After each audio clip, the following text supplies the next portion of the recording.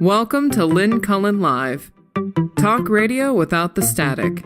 Email your questions and comments to lynncullenshow@gmail.com. And now your host, Lynn Cullen.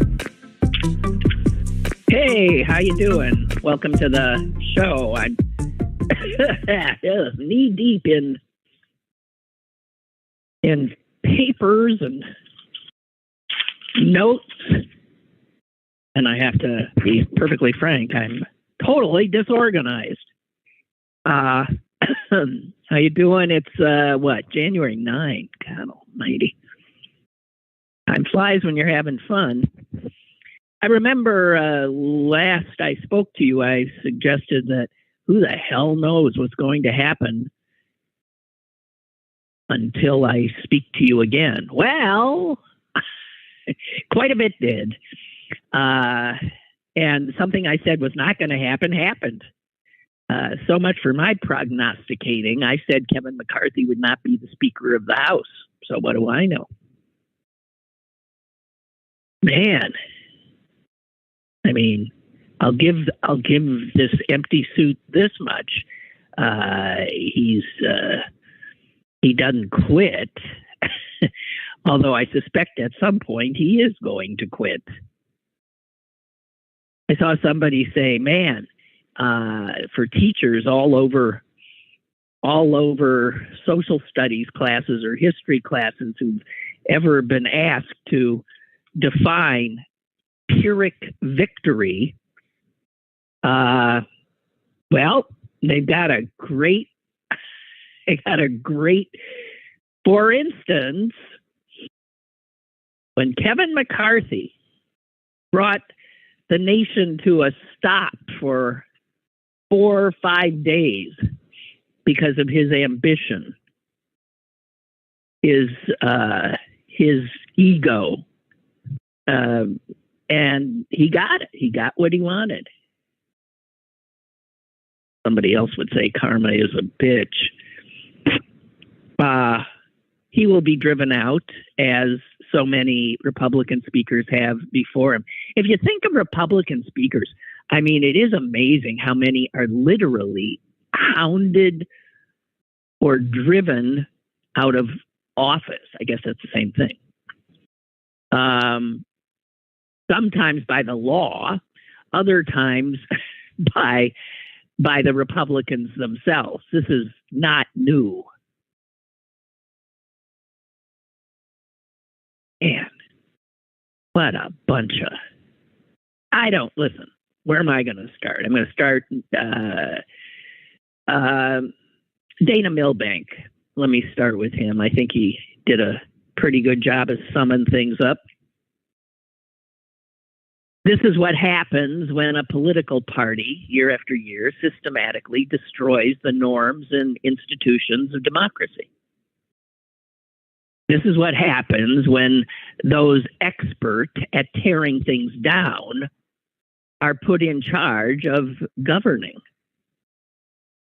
The dysfunction has been building over years of government shutdowns, debt default showdowns, and other fabricated crises.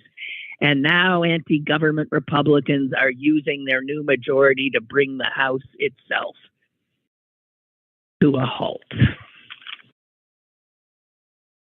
And then he tied it in a way that was hard to ignore, seeing as the calendar was making clear that this clown show, which ain't funny, was happening on January 6th. When something else not funny happened just 2 years ago, also because of Republicans.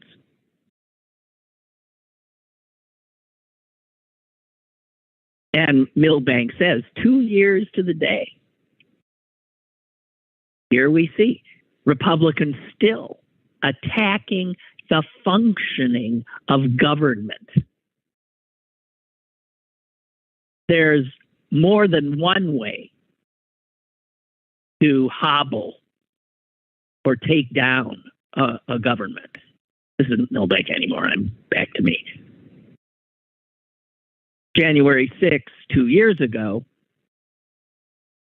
we saw the bloody confrontation, the mob. And 2 years later, we see the party, the government itself, already clearly infiltrated by the very people who had urged on that mob by their lies, and who even after the mob desecrated, terrorized, killed, even after they buttressed what the mob was saying, that the election had been stolen. And the majority of these Republicans in the House refused to certify the vote. So they're all one and the same. Some might be a little more physical, although you even saw near fisticuffs with this crowd on the floor of the House. But they all are in the same cohort.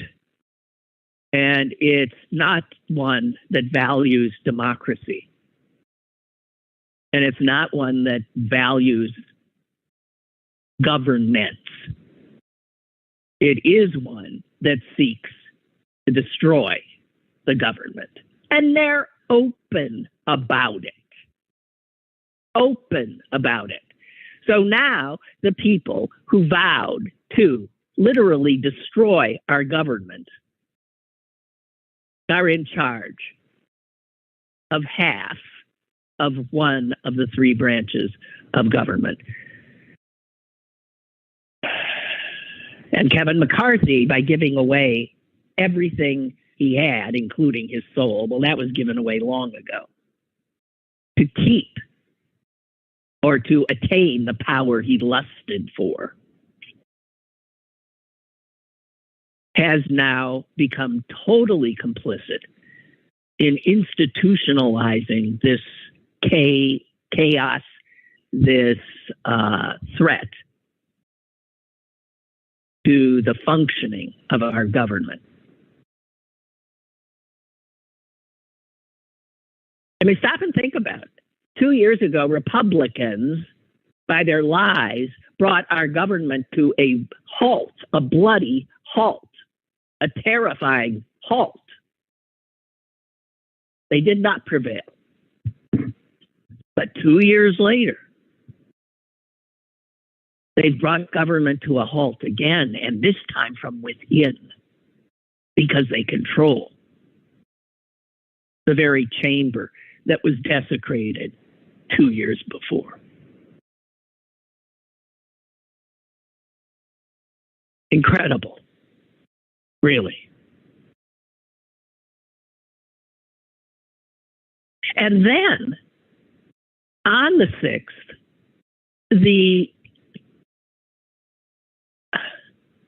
there was a what do you call it? A moment of silence. There was a program to honor those who had protected the Capitol that day, who were injured in protecting the Capitol that day, who died in protecting the Capitol that day.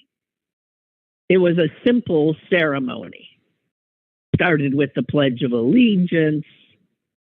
Then there, I think, was a prayer, and then the names of those killed were read, and then there was an almost 2.5 minutes of silence.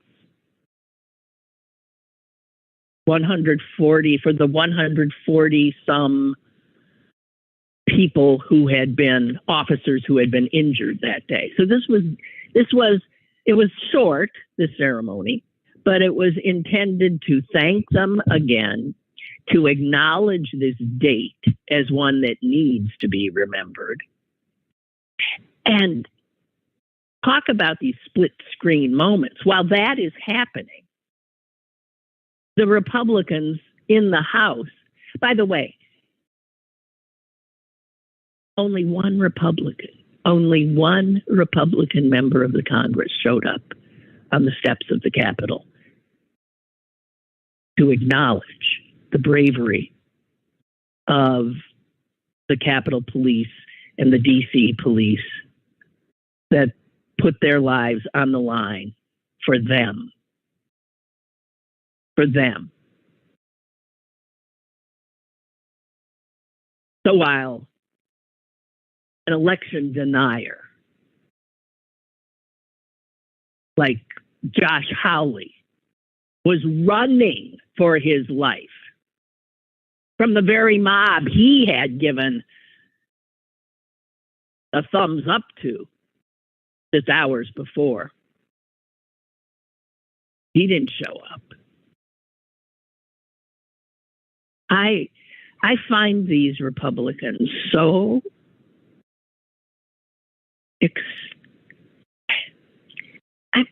it's mind-blowing, their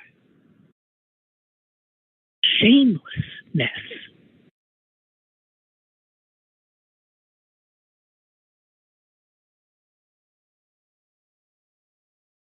A woman, Sharon Ostry from Fort Worth, wrote this about January 6th. What a day. I imagine that the second anniversary of the January 6th insurrection will go down in history as the day the Democrats commemorated all the heroes who fought to save that democracy, while simultaneously the Republicans could be seen doing their level best to destroy it 2 years later.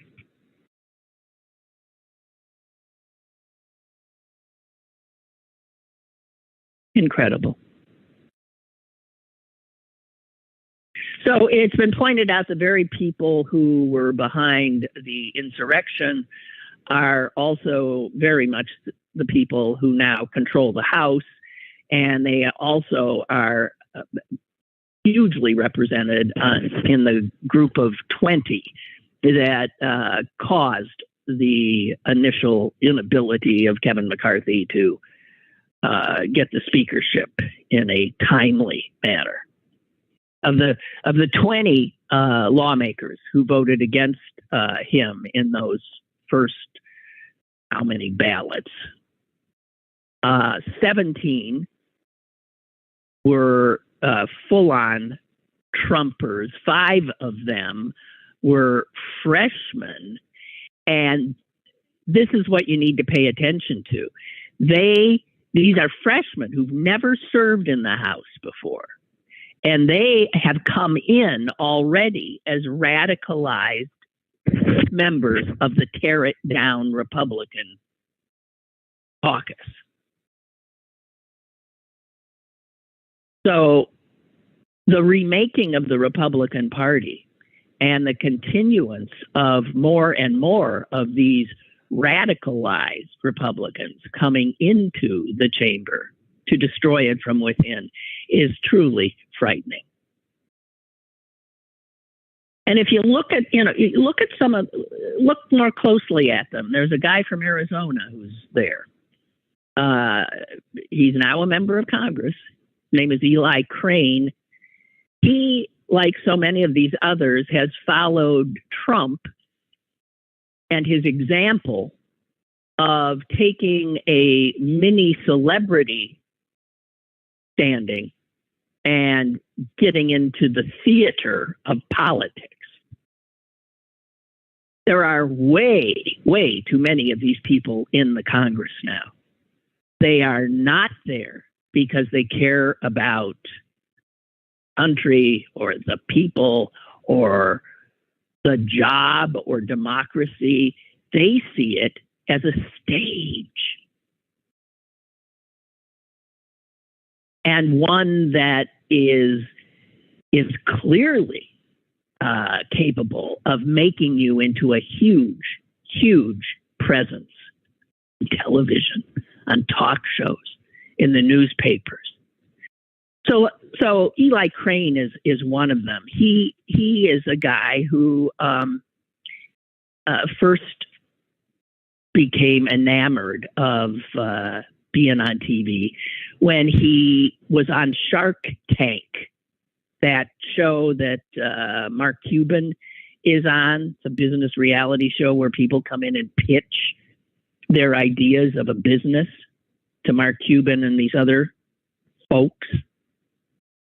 And Eli Crane was on that show, and he was pitching bottle openers. I kid you not. That was his entrepreneurial thing. Bottle openers made out of .50 caliber bullets.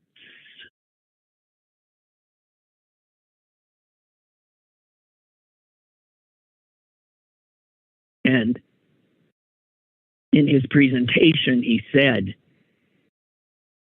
"We shoot open bottles in the manliest way."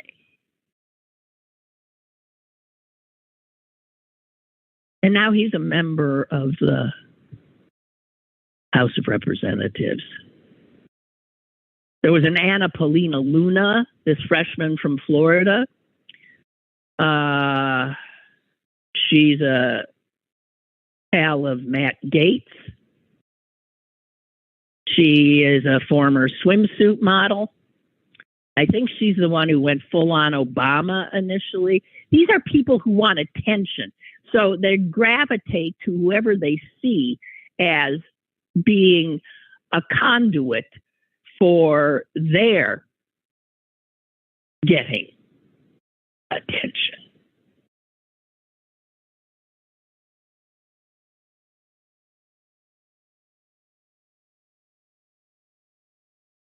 I think it was Michelle Goldberg who said this. These people seem to be crafting brands as much as political careers. And this is true, and there's more and more and more of them. It's a version of politics that prioritizes showboating over legislating.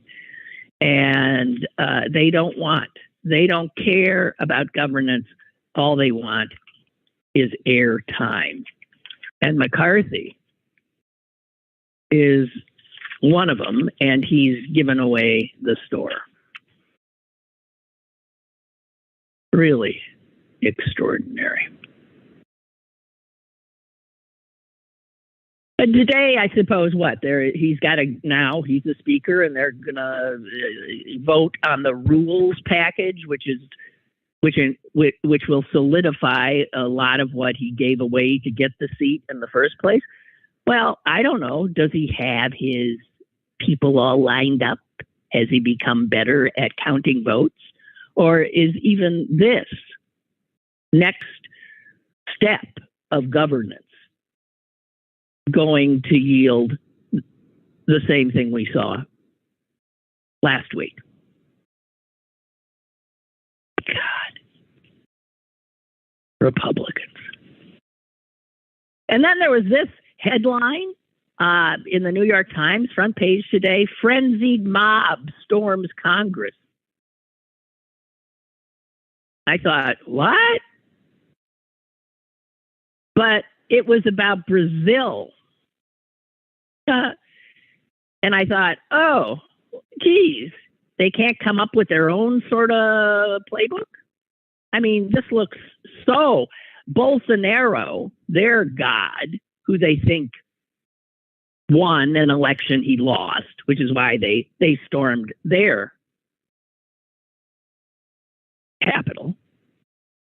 Bolsonaro, who's now a stone's throw away from Donald Trump and Mar-a-Lago, and has followed Trump's playbook since he became the one-term president of Brazil, seeking to create a neo-fascist state there. It's a total ripoff of everything Donald Trump did. And now he's in this country. Why are we allowing him to be in this country is what I want to know. There's not a way to get him the hell out.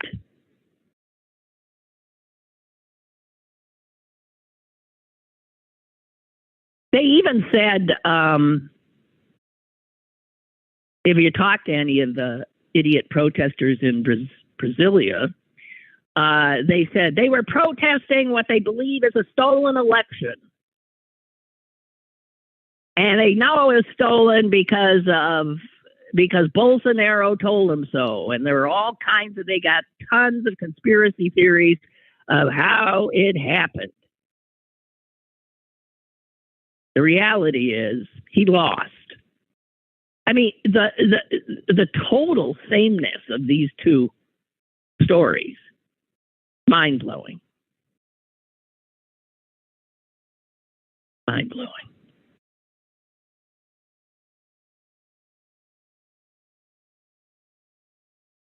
Allison, Katy Perry reading The Subtle Art of, is it her name Katy Perry? Katy Porter. That wonderful congresswoman from California who does those amazing, during hearings, she'll have a whiteboard and she'll just grill the hell out of people very simply and just hang them out to dry. There was a picture of Katy Porter sitting on the House floor while all this is going on, reading a book called The Subtle Art of Not Giving a Fuck, which I've been told is a good book. I don't know, and who the hell knows? Allison said she thought it was a great optic. I have a call. Go ahead, caller. Hello. Hello. Hello. I'm fine.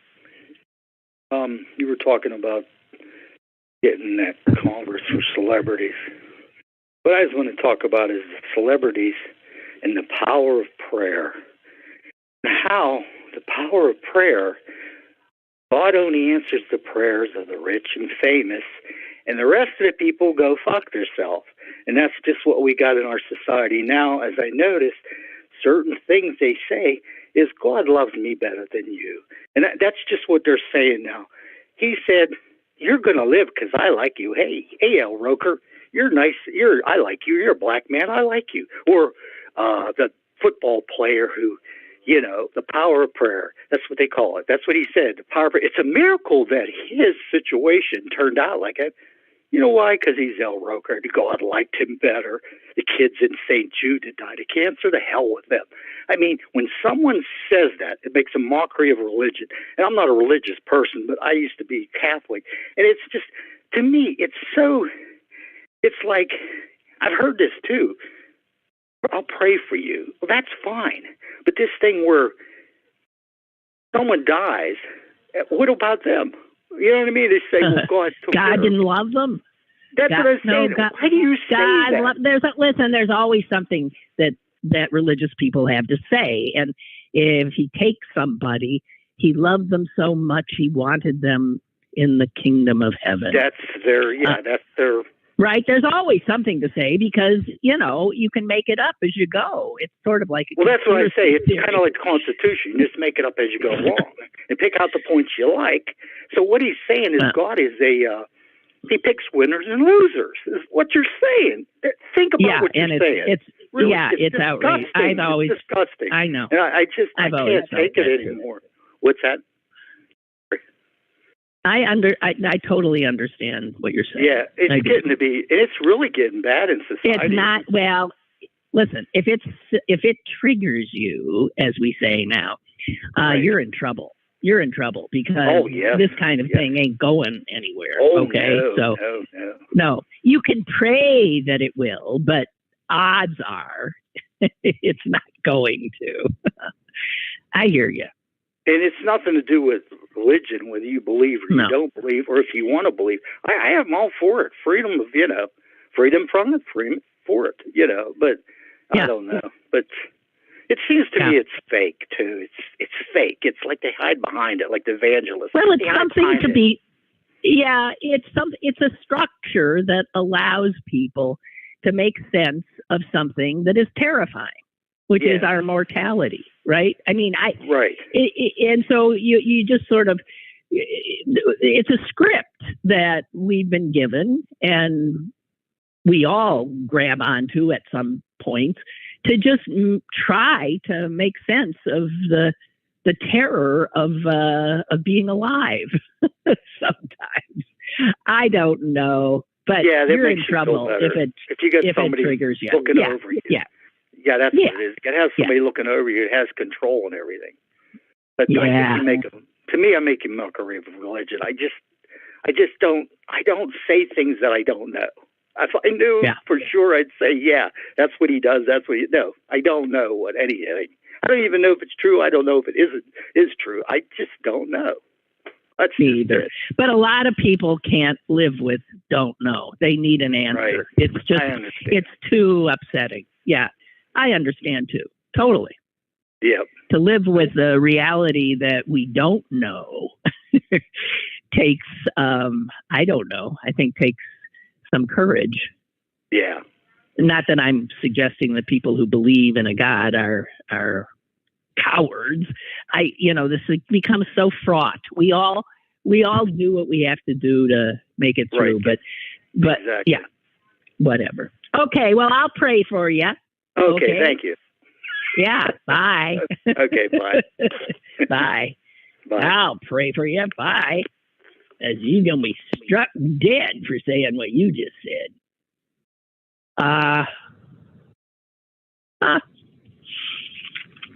Well, I got to tell you, the continued improvement of Damar Hamlin is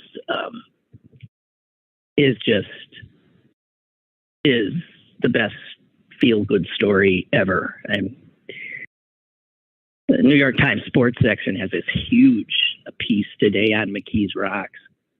A lot of locals getting their picture in the paper. And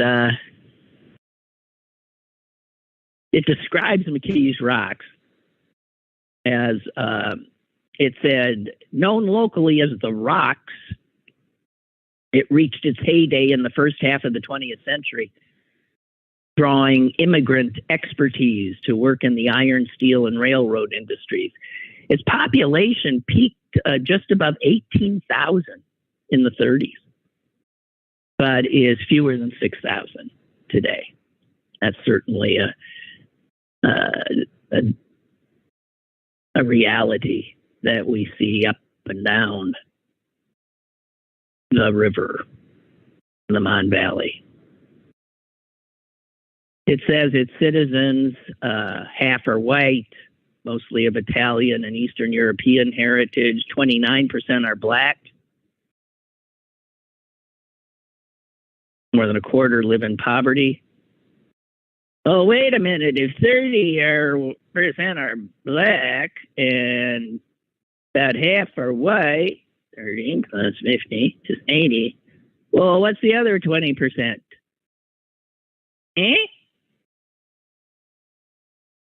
Didn't check a box? Asian? These rocks? I don't know. Anyway. Oh, God. So, and Joe Hardy died on his birthday. It was so odd because the paper had this full page picture of him, laughing with delight, and it was bought to celebrate his 100th birthday. Happy birthday! I don't remember what it said. Happy birthday, Joe. And he was dead by the time it showed up.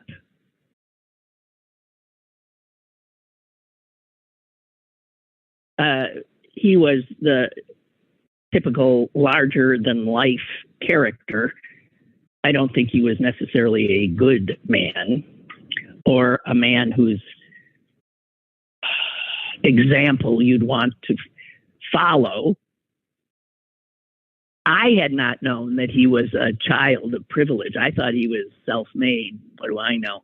So his father was the Hardy of Hardy and Hayes Jewelers downtown, which was said, I guess, at one time to be the Tiffany's of Pittsburgh. So Joe grew up in Mount Lebanon, went to Shady Side Academy. No, he was a little rich kid. And then he got richer. But what a, I don't know. What a sort of a, you know, some people think if you're rich, that means you must have class. I mean, he never had class, okay? He was rich in every way, but classy? I personally don't think so. You remember when he bought himself a title? You could, in England, I think one of his kids became a duchess or something. Who the hell knows? I mean, some of it was just having fun. When you have the amount of money he had, he just decided he was going to have a ball. And so on his 84th birthday, 84 being the big number, 84 lumber, he threw a party for himself. And the entertainment was Bette Midler, Christina Aguilera, Robin Williams, and the touring company of a chorus line.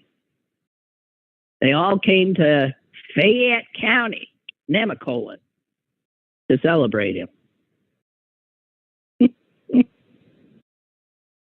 I went to Nemacolin a few times.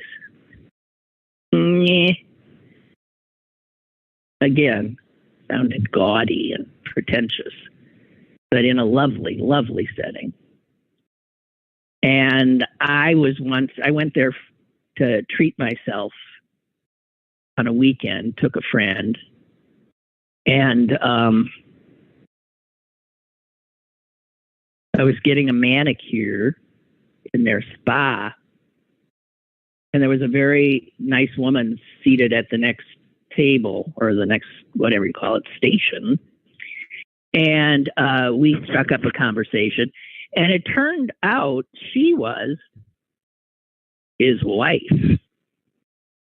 She was lovely, but he must have dumped her after 51 years of marriage, and married his secretary, I believe. That was, and then his secretary was in her 20s. You remember that? Then he ends up dumping her for someone who did his nails at the spa, who was 22. It was a classic. That didn't last anywhere near as long. Didn't even make a year with the spa wife. And then he married again. This time, somebody, maybe he figured out that marrying people who could be his granddaughters just wasn't working real well. He married an old coot of who was in her maybe 40s. And then he divorced her. I mean, I've lost count, and I know the obituary did not have all the wives in it. Did not have all the wives. His last wife, the one who now is his widow, he married several years ago. I have no idea. Well, quite a life. And I guess it's one of the reasons people want to be rich, to have fun,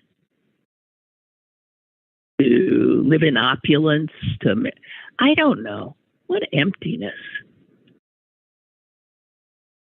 I don't think he was a nice man.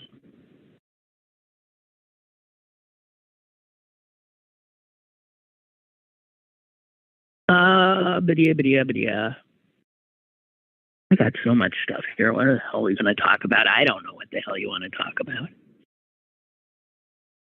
I'm sorry, I'm muttering to myself. I want to talk a little bit about, but I think I'm going to save this for tomorrow on Susan, because this is Susan's kind of topic. And that'd be Prince Harry.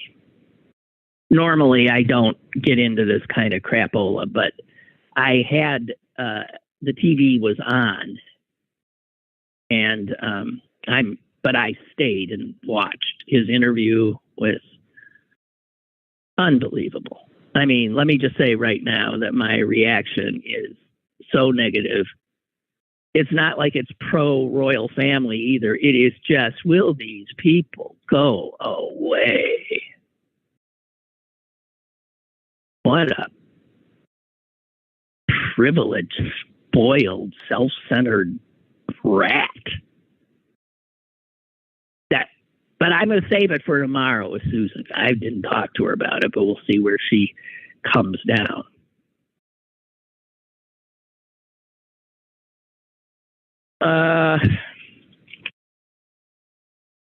It was pointed out that, when you want to look, I just want to get back to the Republicans here for a minute.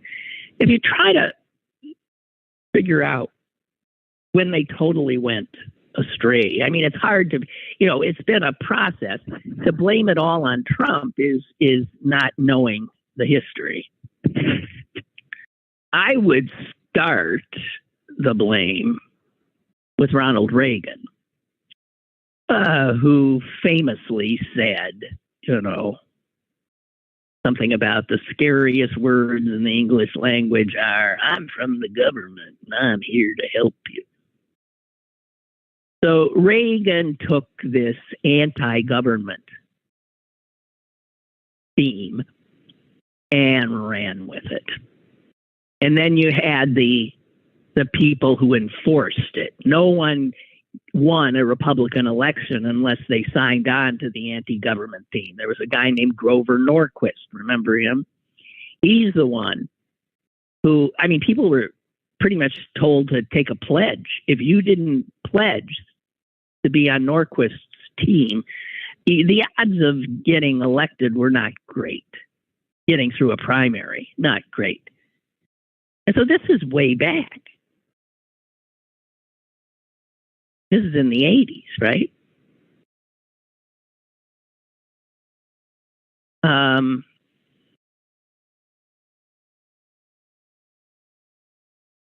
Grover Norquist was the one who said he wanted to shrink the government so small that you could drown it in a bathtub. And now we've got a party holding a lot of power in the halls of Congress who intend to do just that, to dismantle, destroy, and drown our government. They got nothing to replace it with. They're not into that. They'll figure that out later. But even before Reagan, you had Nixon. Let's stop and think about that. Wait a minute. You had Nixon and playing the race card. They all played the race card. There was always, a boogeyman. They're often black. Welfare queens. That was Reagan, right? And Nixon. Remember Nixon? He had what he called the silent majority. All these wonderful white people that were somehow taking it on the chin. Aggrieved white people. That was the silent majority.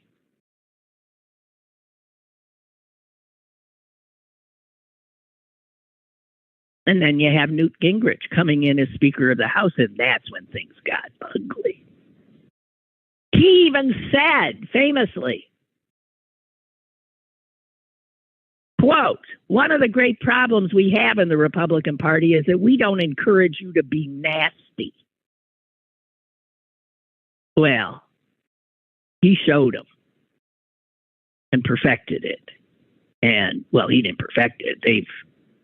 They're continuing to hone it. Shine being nasty. Shine it so it's blinding.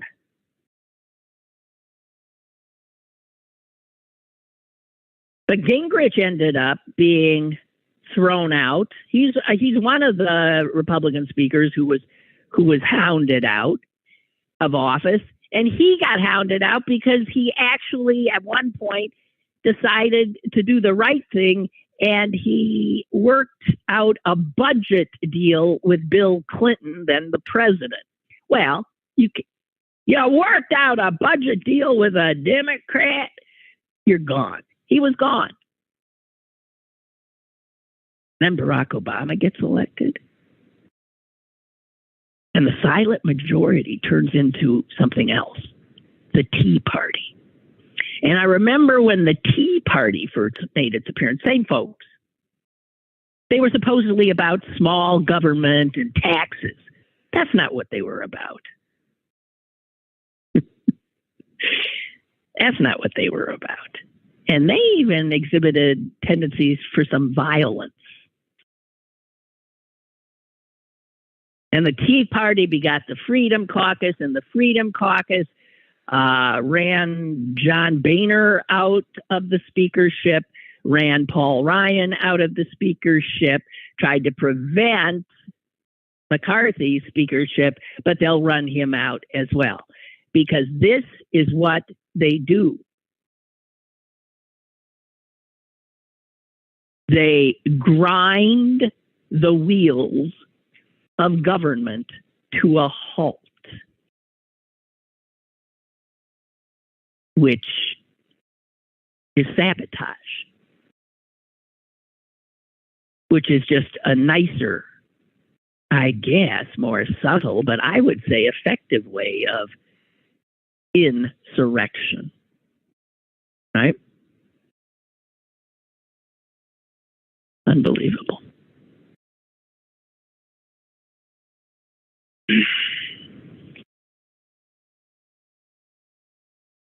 You know, the story of the 6-year-old kid shooting the teacher is just, there it is. And this, too, brought to you by Republicans. The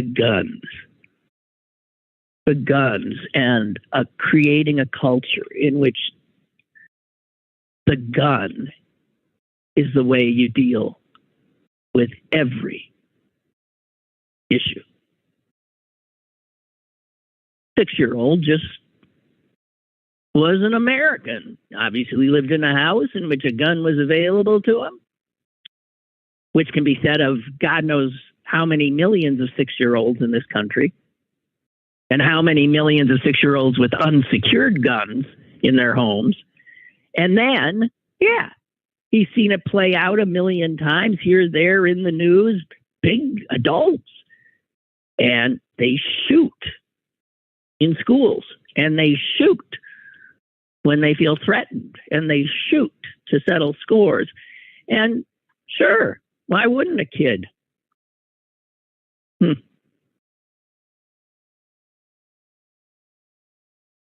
The teacher is all of what, 25, 26 years old, apparently is going to survive, thank God. Think of all the other little kids in that class.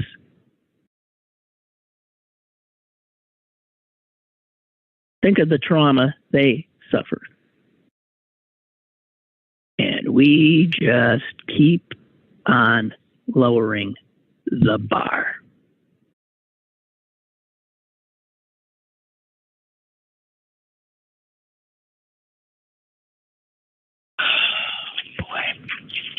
Okay. I just want to note the Steelers ended strong. Not that I care about football. And Tomlin keeps his winning season streak, amazing streak, by the way, alive. And I'd say there's the core of a pretty damn good team for next season. Steelers are a well-run operation, a stable operation. And I want to tell you about my total ambivalence about Detroit knocking out the Packers at Lambeau Field. I believe my brother was at that game. I'm happy for Detroit. Really happy for them. I like it when teams that have always been at the bottom finally get their act together and start coming up, and teams who always feel that they have to be on top or are entitled. And that includes Steelers and Packers and those storied teams. It's good to be humbled. And it's good to share the glory.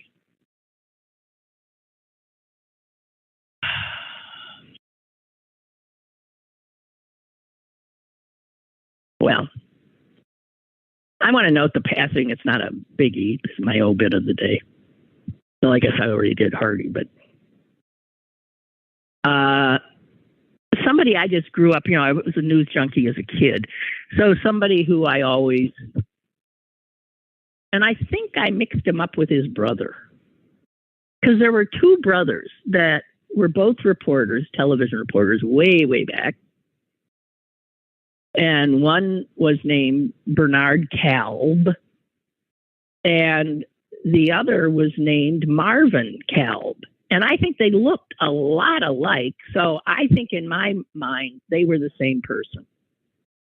I don't know if Marvin's still alive, but Bernie just died at 100 years of age. And there's just a few things from his obit that I found interesting enough to share with you. Because he was a guy who found himself in sort of like a Zelig-like way. It was always where the action was. He covered the State Department, I think, for both the New York Times at one point and then for CBS News. That's how I'm remembering him. But he got his start during World War II. He was in the Army, but he was already a journalist, so he did easy duty working on a newspaper published out of a Quonset hut in the Aleutian Islands. That was 1942. So he's really working as a reporter already. And guess who his editor was? This is what got me. The editor of the paper that they were putting together in the Quonset hut in the Aleutian Islands in 1942 was Sergeant Dashiell Hammett. Dashiell Hammett. That'd be the author of, start naming the Maltese Falcon, the Thin Man series. He's working there with Dashiell Hammett, who, for all I know, besides putting out the paper, was also engaged in writing his fiction at that point as well. In 1955, he was sent on his first overseas assignment, and this was when he's working, I believe, for the New York Times. And he went to accompany Admiral Byrd on a mission to Antarctica. Jeez. He went with Nixon to China, the reopening of American-Chinese relations. Everywhere Kissinger flew off to, he went. He covered the Vietnam War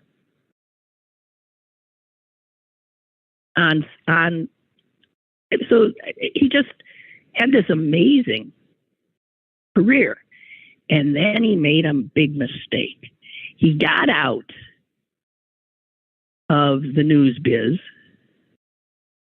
and did something that hadn't been done before. He went from covering the State Department to being a part of the State Department. And this was when Ronald Reagan was the president. Bernard Kalb took the job of essentially press secretary, the spokesman for the State Department, the guy who faced his former colleagues, journalists, and did the State Department line for them. He didn't last 2 years, and he quit. And he quit in protest. Now, how naive would he have been? He protested because he was being told, and he knew he was being told, to misinform the media. He was told to spread lies by Reagan's State Department. Specifically, the lies that Kalb resigned over were lies about Muammar Gaddafi.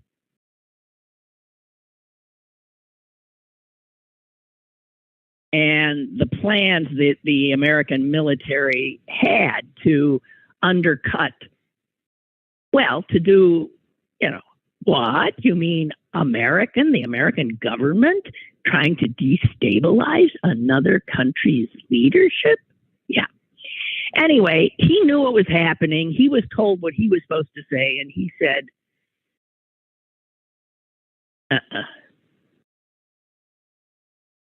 He said, my resignation does not endow me with sudden freedom to act on what may be or not be secret.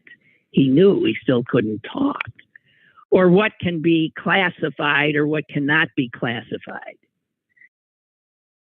You face a choice as an American, as a spokesman, as a journalist, whether to allow oneself to be absorbed in the ranks of silence, whether to vanish into unopposed acquiescence, or whether to enter a modest dissent. So that's how he left, his modest dissent, and saying that there wasn't much else he could say except that he was not going to lie to his fellow reporters. The president, Ronald Reagan, at the time said, no one on our side has been lying to anyone. He said, lying to everyone. Bernard Kalb.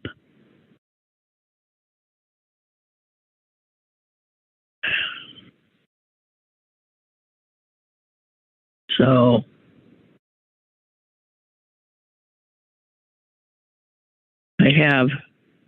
this is just a little item that caught my eye. And I'll call my app's on the front page. But it caught my eye actually when I was scrolling around on my phone. And it has to do with this new Korean War memorial. I thought I guess there's more than one. I'm so mixed up. There wasn't any for a while, and now there's too many. And the story is of how this latest Korean War memorial, which is, it says here, an arc of gleaming black granite slabs and etched, this is obviously ripping off the Vietnam War memorial, and etched into the black granite are the names of those who perished in the Korean War. And you need a lot of black granite to etch 36,634 names. Now, this thing was unveiled last summer. But once it was unveiled, some people, especially these two brothers in Texas who really care about a proper memorialization of those who fought, they don't believe it should just be the dead that get their names, because so many, and we now know this, so many people who don't die in combat come back home and die or are destroyed. those people don't ever get their names up, although they too end up having given their lives. So these brothers are looking at it and they think, oh my God. They say there are at least, there's over 1,000 spelling errors alone. So names are misspelled, they're butchered. There are people on X whose names are etched in granite, who, one, I love this one. There was one of the names is a Marine who lived for 60 years after the war and had 8 grandchildren. But he's there, his name's there, while another guy who served there as well is not on the list at all. A bomber pilot who crashed, a guy named Walter McCord. And then they found people like Frederick Bald Eagle Bear. He was a corporal in the Army. Frederick Bald Eagle Bear was killed trying to rally his infantry squad to fend off an enemy attack. He shows up. His name is there, kind of, but it's so ridiculous. It lists him as Eagle B.F. Bald. What? So if you have this thing, it's etched in granite. It cost $22 million. And there are over 200 names on there who died in circumstances that had nothing to do with the war. There's a guy on the wall who got killed in a motorcycle accident in Hawaii. There's another guy who drank antifreeze thinking it was alcohol. And then there are about 500 names that should be listed but aren't. They flat out aren't there. It's a total mucked up mess. So the only good news is, as I mentioned, 22 million. That most of, it's not like the government, the taxpayers, I don't think, are in for too much of this disaster. The South Korean government apparently paid for most of it. And how do you repair? Seriously, how the hell do you repair something like that? You can't. You would have to start over again. But the fact that you would literally etch something in granite before doing all the due diligence required bespeaks incompetence. And the article clearly states that if you want to trace the incompetence in this particular debacle, it traces back to the Defense Department. So, I don't know. And it would have been the Trumpian Defense Department, just to make clear. Oh, God. Okay, well, there's that. I think that's it. Susan will be on tomorrow, and I should be too. Last time I looked. So thank you all for being here, and we'll try this again tomorrow. We'll get it right, maybe.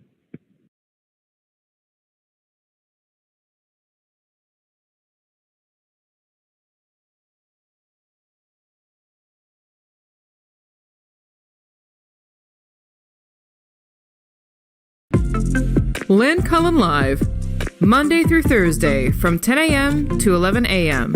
and archived at pghcitypaper.com.